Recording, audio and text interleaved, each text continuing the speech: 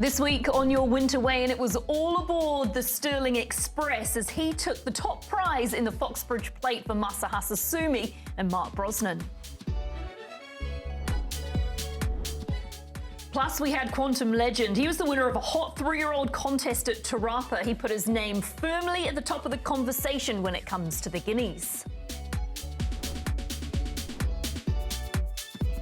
Ben Foot has had a long association with jumps racing in New Zealand, and he's looking to give back with his sponsorship of our upcoming jumps feature. Plus, we get you across the Tasman to the Chris Waller stable, the Chris Waller demolition job of Randwick on Saturday.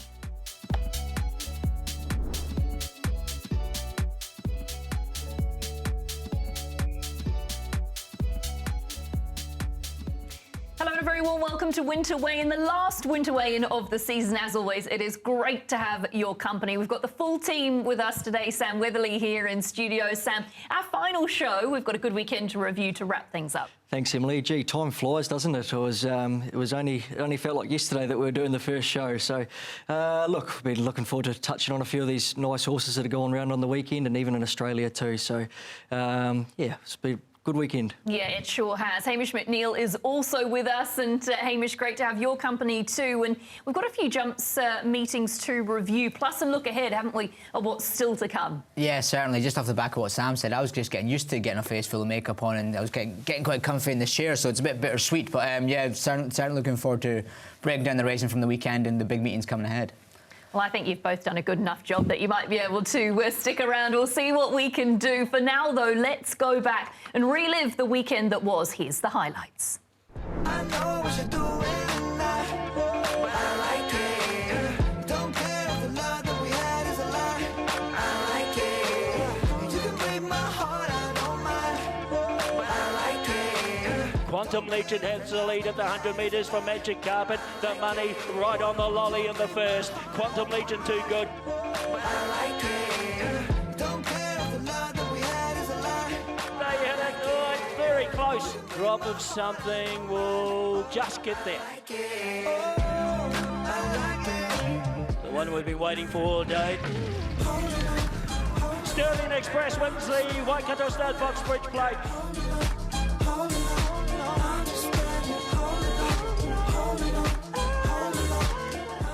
Oh, it was a dazzling performance, wasn't it, by our Foxbridge Plate winner in Stirling Express. And as you might have guessed, that's the race that we kick off here on Winter Weigh-In today. And of course, Foxbridge Plate, the field looks maybe a little bit weaker than what we've seen in recent years. But Sam, it certainly didn't disappoint in terms of excitement. It looks like we've got a pretty nice horse on our hands in Stirling Express. He's very nice, Emily. I think we've touched on him a little bit throughout this late season, and look, it wasn't a surprise to me. I don't think personally, I didn't have him winning the race, but I had him running a top 3, top 4, and look, he's come out and won like a very, very good horse. So it's very exciting times for the team going forward. Look, there was plenty of pressure early with Sacred Satono and Lahasa, and Masa's just bided his time. He's got back and got over the top, and he's just won like a very good horse.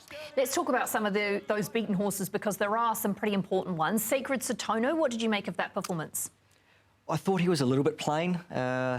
Look, he was up there in front. I don't think he's a natural leader. Whether Matt would like to have that again and probably just take a sit on him, but look, it might have been by design. And he probably wants a bit better ground as well. So he's a good horse. I think you've just got to forgive him on that, and he'll bounce back. And whether or not he pushes on to 1400 metre race, I believe he is going to. So they'll know he's there. What about Twain? He was another one that I thought he was the talk horse coming into the race. He started as one of the favourites in the race. Did you take anything away from him? He was heavily backed, as we've seen.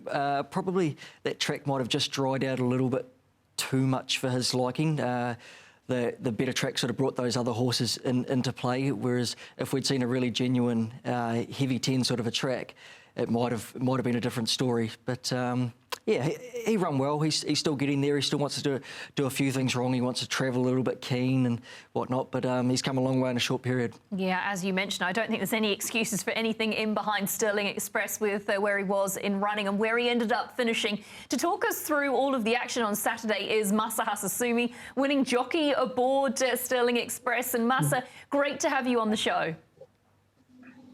Yeah, Emily, thank you for having me. Let's talk about Stirling Express. What was going through your mind when you were right at the back of the field? Were you happy with your position? Yes, when the draw came out, that was the only place I could be in. I was just worrying if he pinned the gate and wanted to go forward. I was more worried about if he did that, because when he's fresh, he can pull at the start. So when he jumped half length slow, I was happy being back there. What about the turn of foot when it turned in? At what point did you sort of think, I could win this? When did it become apparent you were going to be the winner? Probably 600, when I was traveling way better than other horses in front of me, and they went to genuine pace. So yeah, and I know he can run a good section. So yeah, I thought I could catch them at the 600. Well done, Masa. There was a great result on Saturday. I loved the ride. It was a great ride. And we've just seen you come back from injury. Can you just tell us sort of what you've done to yourself and how the recovery was and how your body's feeling now? Because we've got a big season upcoming, and I'm sure you've got plenty of horses there you'd like to be on, or that you are already on, and I'm sure there's a few goals there you'd like to tick off as well. Yeah, obviously I broke my collarbone in January at the Trentham, and I came back to ride big races like Kiwi and Derby and stuff. And I wasn't in pain, but I had obviously my bone was still not connected properly. So I got from end of April, I took 3 months off and went to get surgery, operation on my collarbone. And I had a second child 2 months ago. So I just spent time with family. Yeah. And so That sounds like it's been a busy time. We're just watching some vision of one of your biggest wins of last season in Trav. You must be pretty excited to have him back at the races. Yeah, haven't ridden him this prep, so I don't know how he come back. But he's apparently he's racing on Saturday coming up, and if the weather's good. So yeah, I'm looking forward to jump on him again. And Stirling Express, I suppose, heading towards the Group 1 Proisir Plate, that must be pretty exciting for you as well. Yeah, definitely. Yeah, he's been a good horse since the 2-year-old. He had a little bit mana issue. He was quite naughty as a young horse, but now he's settling very well. Mark is doing amazing job. So I'm looking forward to next Saturday. I bet you are. Masa, thank you so much for joining us on the show today. Well done in the Foxbridge Plate, and hopefully a Group 1 maybe not too far away. Hopefully. Thank you very much. Yeah, awesome to have Masa on the show, and Stirling Express, as we talked about before that interview, just so incredibly impressive with what he did. And I guess that brings us very naturally to the Proisir Plate. But before we get there, obviously, there was a couple of gallops on Saturday, Sam, that we wanted to touch on. And we saw some pretty good horses doing their thing. Here's a look at Wild Knight and Legato. Wild Knight's not going to the Proisir Plate. He's going to an open 1200 at Te Rapa on the 14th of September. What did you make of Legato? Look, she was, I think firstly we've got to say Wild Knight worked incredibly well. Legato, she looked like she was sort of a little bit laid back and whatnot, but she's trained by a master, and she'll be peaking when she comes to race day, and she probably just looks like she wants to run a little bit further now, and so maybe look for the middle day at Te Rapa. Yeah, and I know Vinny spoke pretty positively after that gallop. This is the big EV, so excited to see him back. He galloped pretty gamely as well under Wirramupin. He looked like a Group 1 sprinter going around there, so I know they've thrown a late nom in for the first day, so the team's obviously very, very happy with him. Yeah, certainly looks that way. Obviously, he's going to be fresh from a trip to Hong Kong. Here's the Proisir market. You got Legato, Grail Seeker at the top of proceedings.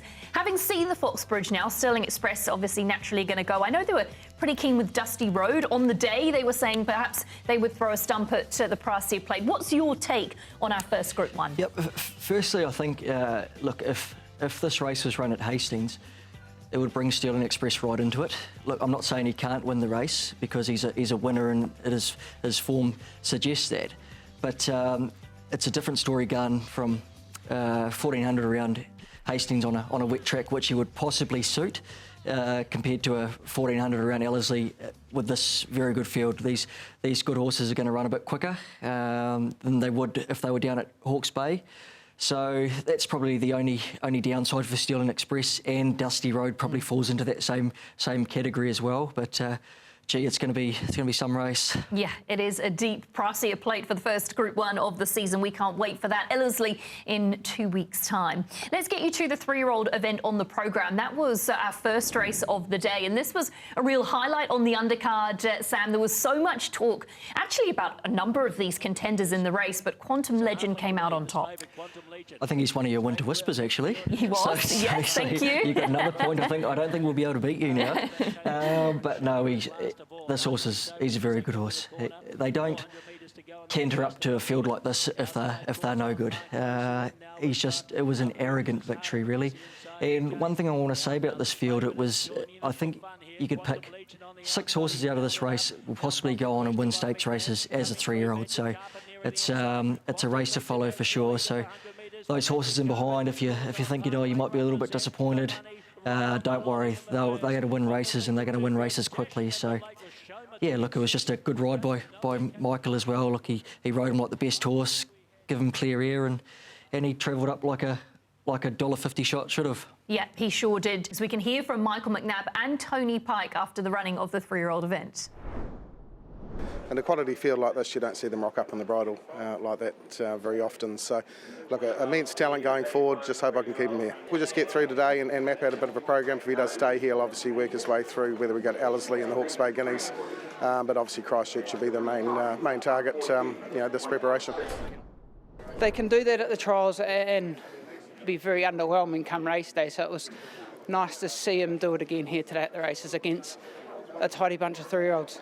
Tony took a bit of pressure off yesterday morning after jump out, said, it just looks like Paranui Bay all over again. So I went back and watched Paranui Bay.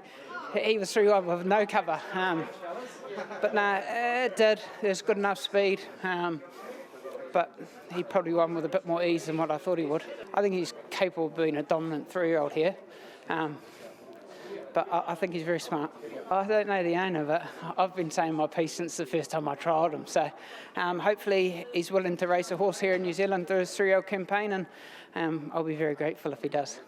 It's a big question mark, isn't it? Whether we'll get to keep Quantum Legend here in New Zealand. You spoke to Tony Pike today, Sam. What did he say post the victory? Yep, spoke to Tony before. Obviously, he said the horse has pulled up really well. He just loves the horse. So the plan is to Tony's going to train him as if he's going to go to the 2000 Guineas. So he's going to go through the Colin Meads Trophy at Ellerslie on the 6th, into the Hawke's Bay Guineas, and then down to the 2000 Guineas, all going well. So look, he's still yet to have a meeting with the connections of what they want to do. I know he's got all his fingers and toes crossed, hoping that he is going to stay here in New Zealand and they can take him through that classic path, because gee, he looks like a horse that would just lap up a mile down at Riccarton. Yeah, he does. And we've talked actually on the show previously about how the boys this year, the 3-year-old boys, it's pretty open, and he adds to that. And I just get the impression from what we saw, there's still so much left in the tank in terms of him letting down. He was pretty green when he came off the bridle. There is, and look, this race on the 6th will paint a pretty picture for these boys going forward. We've got some nice 3-year-olds that are going to step out there, and I think they're even going to trial. There's a few trialling tomorrow at Te Amutu, so they've probably been a little bit slower than the fillies stepping off the mark, but don't worry, there'll be a few of them come Guineas time. Yeah, it certainly looks that way. There was a pretty good undercard as well at Te Rapa. We just want to highlight a couple of the stories of the afternoon. The first of those was the Andrew Forsman trained galloper in Ellie Sarit, who was pretty impressive with this 3 from 3 going through the grades. This was a good win. It was dominant. It was a good strong ride by Joe Doyle. Looks solidifies no hack. He's a good horse in his own right, and she's got and a well-seasoned horse as well, I must add. So it's very tough for these horses to come through the grade, win first start, second start, third start, because they're still very new to it all, and to go up against these well-seasoned, well-campaigned horses. Only good horses can win like that. Yeah, and keep winning. I spoke to Andrew. I said, what's the plan? Where are you going from here? Where can we expect to see her next? And he said, in true Murray Baker fashion, the plan is there is no plan. So I think they're just going to take her through the grades quietly. This was the other wonderful story on the card. This was Mo Courage, who won pretty impressively. He was led back in by winning trainer Terry Wen, who's also a clerk of the course. You don't see that very often. One of the good guys in New Zealand racing. So Terry deserves all the success he gets. He's a Group 1 winning trainer in his own right, so he knows what he's doing. Yep, I think he would have got a huge thrill out of that. He's always there to help. So yeah, there would have been plenty of smiles from a lot of different racing personnels on Saturday. Yeah, and what a way to view the race and enjoy the win. We leave Te Rapa and we get you to the other meeting on Saturday, which of course came in from Hawera. We can bring in Hamish McNeil at this point, and Hamish, we had a bit of a milestone, didn't we, for Jordan Hart? Tell us about him. Yeah, Jordan obviously came across from Australia. He's been a welcome addition to the ranks with a few of the English riders heading back home for their season. 1 for 1, can't have too many complaints coming out of his camp, can you? I wish I hit the ground running as fast as these boys did when I moved out here. But I was just speaking to Jordan earlier on. He's based over in Warrnambool. He's got a good connection with Shane Jackson. He's ridden 6 winners over there for him, and not much background on him. He trained a few of his own point-to-pointers and rode a couple of point-to-pointers back home. But he's one of these young boys that's taken a leap of faith to come across the other side of the world, and yeah, it's paying off dividends for him, isn't it? Yeah, it sure is. Let's also get to that steeple race. Obviously, it was won by Very Flash, and a first victory over the steeplechase fences for the horse. Yeah, he's very aptly named, isn't he? I think that's his total wins come to 16, with 11 on the flat and 5 over obstacles now, 4 over hurdles and 1 over fences. And yeah, he definitely was probably the class act of the day. You know, there wasn't much form in many of these maiden races, so it kind of was true to form. Yeah, if the punters were on him, they were definitely got it right. It would be remiss of us, Hamish, not to touch on our Damo, who we very sadly lost at the races on Saturday. And I know you were pretty close by when that incident occurred. Yeah, look, it's definitely put a dampener on the day. It's never easy talking about a situation like that, but we have to touch on it. Obviously, condolences go out to all the connections of the horse. He was definitely a smart animal that had shown a lot of upside, and was definitely one for the future. So yeah, thoughts and. Not prayers, but yeah, thoughts go out to all connections into Raymond Connors, yeah. Yeah, Hamish, couldn't have said it better myself. Thoughts with the connections. Well, that's it for the first part of Winter Way, and stick with us because we've lots more to come, including a trip across the Tasman.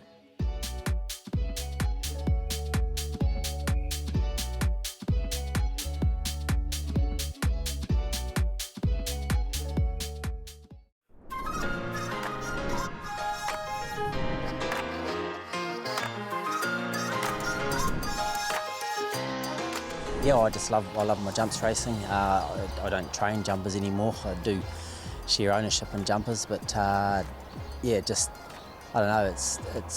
It's always, you know, you see the same people there supporting the jumps, and the feeling's often a lot different on a jumping day. I left school at an early age. Was not brought up with horses, you know, just a city boy from Wellington, and didn't really know I was sort of got too heavy for the flat, and then signed up with Brett McDonald and learnt to ride over fences, and that, yeah, I'd say that probably definitely kept me in the game. My father's horse, Golden Flare, him and his best friend owned him, and I did ride him leading up to the Northern, I elected to get off him and ride the favourite, I think, Cool Conductor, and Dad's horse got up and beat me. But a heady ride here. Clayton Chipperfield 2 for the day, and he wins the Mercedes Great Northern Steeplechase in grand style. He races right away. Golden Flare to win the money, and second place, Cool Conductor just holding on. Royal Ways, great effort for third. Thank you for the trainer for giving me the opportunity after being stuck with Cool Conductor. But I'd also like to say sorry, Ben. Hard luck. That was sort of, something that inspired me to try and win the race as well, and I couldn't as a rider, so fortunately I got there as a trainer anyway. Avenue lad, what a brilliant ride. Craig Thornton gets his second Great Northern, and congratulations Ben Ford. Avenue lad won it. It's just one race that I really wanted to conquer, so I'm just over the moon. We've seen a real resurgence in jumps racing, the support that it's getting. How important is that? Well, I think it's extremely important, yeah, and I've been quite happy with the numbers this year. It's really good to see, and that, as everyone knows, that jumping people are so passionate. They're the real roots of the game, and I think everyone should really get behind them and support them for sure. It's another lease on life for the horses, in particular, and they're very well looked after, and cared for, and they go on even from after the jumps racing, and I know, from my experience, I know that they go to really good homes afterwards. What does it mean to you to sponsor a race like the Great New Zealand Steeple and Hurdle? It's a great game and great industry. It set me up in life, and now I want to put something back into the game. And yeah, jumps racing just being that what brought me into the game. That's what I feel like I owe it to them to give it back. Yeah, and we're so grateful for the support of the Benfoot team in behind that feature race, and looking forward to that at Te Rapa in a few weeks' time. Let's focus in on the remaining jumps days that we have, we say this season, but for 25-26. And Hamish, we'll bring you in at this point to talk over what we've got labelled out. And obviously Pakuranga Hunt Cup will be the next focus before we get to that Great New Zealand Hurdle and Steeplechase. Yeah, certainly got the Pakuranga meeting coming up on Sunday, and it's looking like there are going to be some fairly strong fields. I know for the hurdle, we're good. We've got the likes of myself. I'm going to be riding Abu Dhabi. We've got Lord Spencer, last year's Great Northern winner. We've got last year's Pakuranga winner in Taika. He'll be stepping out again. A few of the younger horses. You've got Squire looking to come out and put his name forward as one of the big boys in big races. Steeplechase wise, again, it's going to be very competitive. You've got your Grand National winner in Captain's Run. Again, we've got the Old Pretenders, the Cossack. He's stepping out and looking to put his name back on top of a very strong steeplechase field, I think, yeah. Yeah, and if you enjoy your jumps racing, I encourage you to get out to the track, especially for that weekend at Te Rapa. Obviously, the Great New Zealand Hurdle and Steeplechase, the Friday through till Sunday. It's sure to be a massive weekend. Let's get you across the Tasman and to Australia. Chris Waller's demolition of Randwick from Saturday, and it was highlighted, Sam, by the winning of Via Sistina, 10th Group 1. Oh, she's just beautiful, isn't she? She's come back super, and she's obviously in for another very good prep. Just want to say, look, it was James McDonald and Chris Waller's 48th Group 1 together, which is incredible. 48 Group 1s alone is magnificent for anyone, but to do it together is huge, and they're chasing Tommy Smith and George Moore's record, which is, I don't know the exact number, but it's just into the 50s, so they're not too far away. I'm picking they might get there this season. But no, she's just a superstar, isn't she? I think anything that comes up against her is going to be pretty scared to be taking the race course. Yeah, and it really makes that Cox Plate well within her grasp. She's picked up right where she left off. Of the other wins on the card, they also had the wonderful Autumn Glow, 5 from 5. She's another name you're going to remember. Yeah, well, that's what James said. He said they're going to be talking about her for a very, very long time. And look, Chris has got a bit of a decision to make. She's going to run in the Theo Marks in a couple of weeks over 1,300. And if she gets a call up to the Everest, they'll drop her back to 1,200, which she's definitely good enough for that. But Chris was saying that his heart is sort of leaning towards running her over a mile and in Epsom. I'm hoping she doesn't go there because we've got Pierre going there, and if she goes there, it's her race for the taking, really. Yeah, it sure is. I know she's had a few niggles, hasn't she? But they've looked after her well and they're reaping the rewards now. Let's get back to our headlines here on Winter Weigh-in, and we start with you, Sam. Obviously making a return pretty imminently. Yes, back in the saddle on Wednesday. So really looking forward to it. Look, it's I injured myself at the start of the year and put on a bit of weight and probably didn't really want to go out that way, so it's got the hunger back and back into it. So really looking forward to it and going down there to ride for two guys, Terry Kennedy and Michael Pittman, who have been. I probably wouldn't be here today without them. Not only with it riding, but also my personal life as well. So. Look, I enjoyed my time. No more strapping, you'll be on top. No, I enjoyed my time away, though. I got to live like a normal person, eat and drink, and I got up to about 70 kilos, so I'm down to about 58 kilos now, so I've lost a little bit of weight. And feeling good, feeling healthy. Yeah, and good luck with that. Craig Grills was our premiership winning jockey last season, and he sustained a small injury, but a little bit of a niggly injury, you could say. Nasty injury, poor Grillsy. He come off one at track work there and sort of didn't think too much of it. It was a finger injury, but it's right on the knuckle there, and when he's got on to ride track work and grip his fingers around the reins, and he thought, oh wow, I can't do that. So he's in a fair bit of pain there, and hoping it'll heal quickly, because he's got some big races to be back out there for. Yeah, and some good horses to be riding as well. Kai Ying Rising is the star of the Hong Kong Jockey Club, and it was great to see him back at his brilliant best. This was very slick. The Everest is coming for him. Just got to think. We've got to think. What could he have done if he was racing around in New Zealand under Fraser's care, if he's trialling like this and he's not ready? So, I hope they get a good track Everest Day, because he's going to be there to win. Yeah, and September 7th, you can see Kai Ying Rising back at the track. We're looking forward to that. All right, well, to round up the show, we've got our last ever Winter Whisper. Sam, what have you got for us to round out the season? Well, Emily, you were too good for us. I was going for another quick point on Wednesday, hopefully, but you've bounded 2 lengths clear of me, so I can't catch you. But look, I'm going to take you to my first race day ride back on Wednesday. Savaburban, he ran huge last start, and he ran the quickest sectionals. He's in a rating 60, finds a winnable race. Hopefully he can kick us all off on a winning note. Yeah, and for me, guys, I just have to say, like, I'm going to have to be pretty humble in defeat. You know, I knocked on the door on Saturday with Rock Up Ralph, and actually Uhtred ran third in the race as well. But for me, I'm gonna have to take things into my own hands. And English Gambler is going round on Sunday in a maiden steeplechase. And if you can't back yourself, no one will back you. Good luck with that, Hamish. And for me, I've thought, well, I've got the win in the bag in terms of points for the season, so I'm going to go with a nice 3-year-old to follow. And I went with the Roger James, Robert Wellwood trained Mizette from that classy 3-year-old race on Saturday. Got home well, and I can't wait to see her up over a little bit more ground. And with the run under the belt now, I think she's going to improve greatly from that. So the stable are masters at handing 3-year-olds and quality horses. Well, that wraps up the season. It has been so great to have worked with yourself, Sam and Hamish. It's been an awesome season, guys, and I've loved every minute of it. Yeah, thanks, Emily. I've loved every minute of it as well. It's been great, and hopefully we can come back again next year and do the same thing. Yeah, totally. A big thank goes out to you, Emily, for being the consummate professional in showing us the ropes, and to everyone at trackside as well.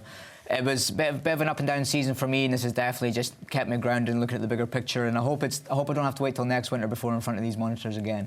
Yeah, exactly. Yeah, fingers crossed that is the case, Hamish. Well, it is from us a very good evening. Great to have worked with you across the past couple of months. Don't forget about the new season of Weigh-In. That kicks off on a Sunday from September the 7th.